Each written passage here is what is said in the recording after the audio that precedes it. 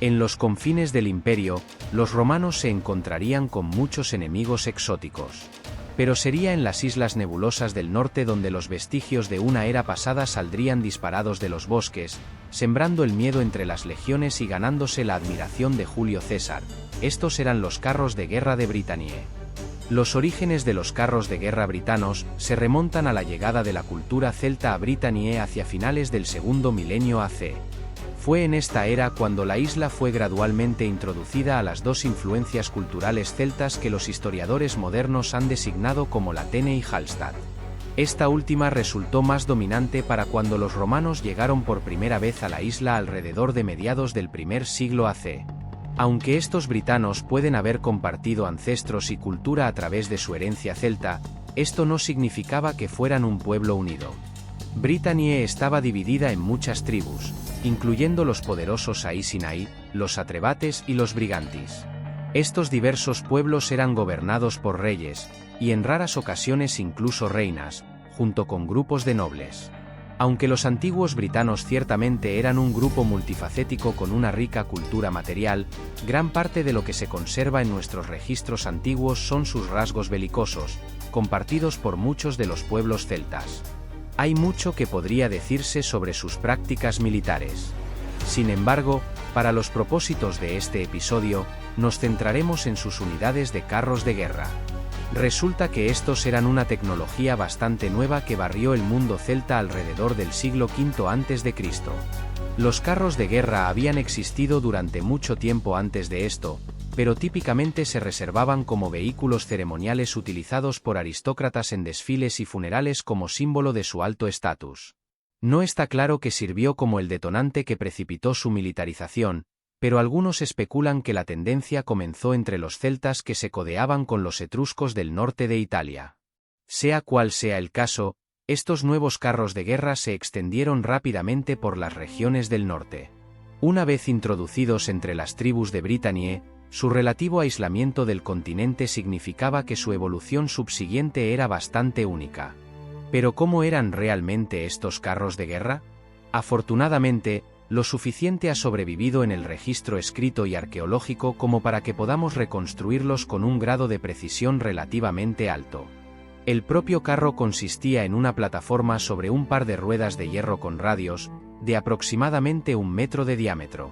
Delante de él se adjuntaba un largo palo y un yugo. Los lados, mientras tanto, presentaban barandas bajas de madera o mimbres montadas, mientras que el frente y la parte trasera quedaban abiertos para facilitar el acceso. En términos de propulsión, típicamente era conducido por 2 caballos o pequeños ponis. Sin embargo, existe mucho debate sobre si estos carros estaban provistos de cuchillas. Aunque fuentes posteriores los mencionan, ninguno de los relatos anteriores o nuestros registros arqueológicos corrobora esta afirmación. Arriano incluso llega tan lejos como para usar la falta de cuchillas como una marca distintiva de sus homólogos persas.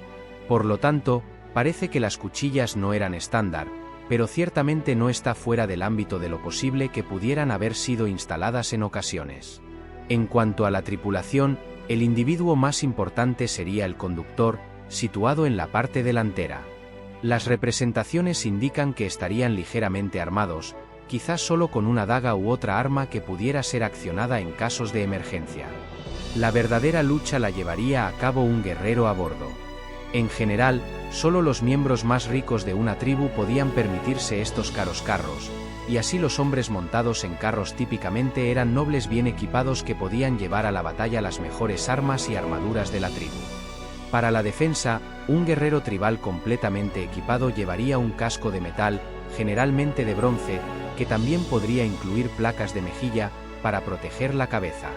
En sus cuerpos llevarían cota de malla, que también podría incluir dobladillos en los hombros en forma de una capa o 2 tiras conectadas por ganchos. También llevarían un escudo, con diseños grandes, planos y ovalados con un casquillo de metal como el más prominente. Para el ataque, los guerreros de los carros de guerra britanos utilizarían jabalinas como parte importante de su arsenal, así como las famosas espadas largas celtas destinadas a cortar y rebanar.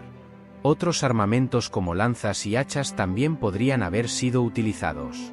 Sin embargo, Es importante enfatizar que no todos los guerreros estarían equipados de esta manera. Por ejemplo, algunas monedas romanas representan a los aurigas celtas luchando sin armadura corporal o incluso sin ropa, tal vez como muestra de valentía. Para ofrecerte una idea del poderoso simbolismo de estos carros de guerra, aquí tienes una descripción de fuentes celtas posteriores. En los confines del imperio, los romanos se encontrarían con muchos enemigos exóticos. Pero sería en las islas nebulosas del norte donde los vestigios de una era pasada saldrían disparados de los bosques, sembrando el miedo entre las legiones y ganándose la admiración de Julio César. Estos eran los carros de guerra de Britania. Los orígenes de los carros de guerra britanos se remontan a la llegada de la cultura celta a Britania hacia finales del segundo milenio AC. Fue en esta era cuando la isla fue gradualmente introducida a las dos influencias culturales celtas que los historiadores modernos han designado como Latene y Hallstatt. Esta última resultó más dominante para cuando los romanos llegaron por primera vez a la isla alrededor de mediados del primer siglo AC. Aunque estos britanos pueden haber compartido ancestros y cultura a través de su herencia celta, esto no significaba que fueran un pueblo unido. Britania estaba dividida en muchas tribus, incluyendo los poderosos Aes-Sinai, los Atrebates y los Brigantis. Estos diversos pueblos eran gobernados por reyes, y en raras ocasiones incluso reinas, junto con grupos de nobles. Aunque los antiguos britanos ciertamente eran un grupo multifacético con una rica cultura material, gran parte de lo que se conserva en nuestros registros antiguos son sus rasgos belicosos, compartidos por muchos de los pueblos celtas. Hay mucho que podría decirse sobre sus prácticas militares. Sin embargo, para los propósitos de este episodio, nos centraremos en sus unidades de carros de guerra. Resulta que estos eran una tecnología bastante nueva que barrió el mundo celta alrededor del siglo V a.C.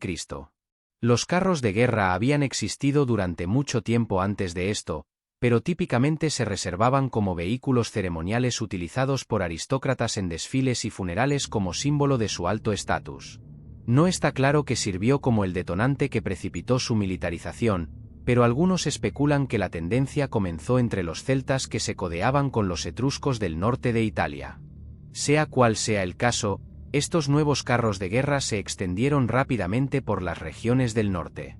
Una vez introducidos entre las tribus de Britania, su relativo aislamiento del continente significaba que su evolución subsiguiente era bastante única. ¿Pero cómo eran realmente estos carros de guerra? Afortunadamente, lo suficiente ha sobrevivido en el registro escrito y arqueológico como para que podamos reconstruirlos con un grado de precisión relativamente alto. El propio carro consistía en una plataforma sobre un par de ruedas de hierro con radios, de aproximadamente 1 metro de diámetro. Delante de él se adjuntaba un largo palo y un yugo. Los lados, mientras tanto, presentaban barandas bajas de madera o mimbres montadas, mientras que el frente y la parte trasera quedaban abiertos para facilitar el acceso. En términos de propulsión, típicamente era conducido por 2 caballos o pequeños ponis. Sin embargo, existe mucho debate sobre si estos carros estaban provistos de cuchillas.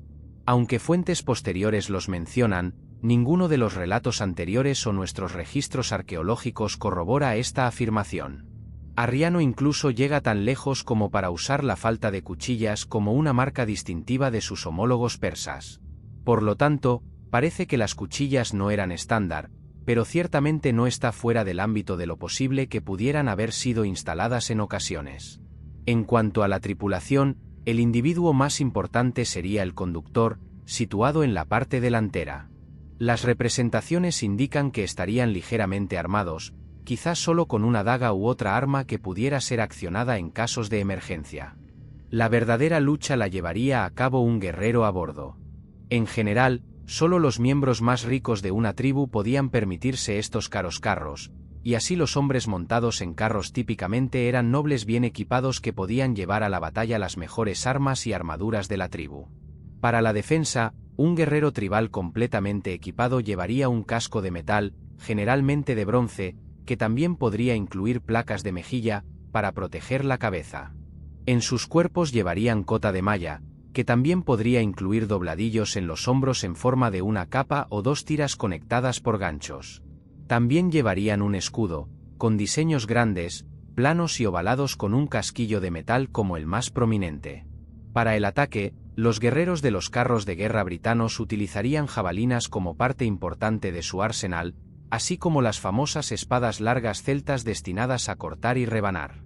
Otros armamentos como lanzas y hachas también podrían haber sido utilizados. Sin embargo, es importante enfatizar que no todos los guerreros estarían equipados de esta manera. Por ejemplo, algunas monedas romanas representan a los aurigas celtas luchando sin armadura corporal o incluso sin ropa, tal vez como muestra de valentía. Para ofrecerte una idea del poderoso simbolismo de estos carros de guerra, aquí tienes una descripción de fuentes celtas posteriores.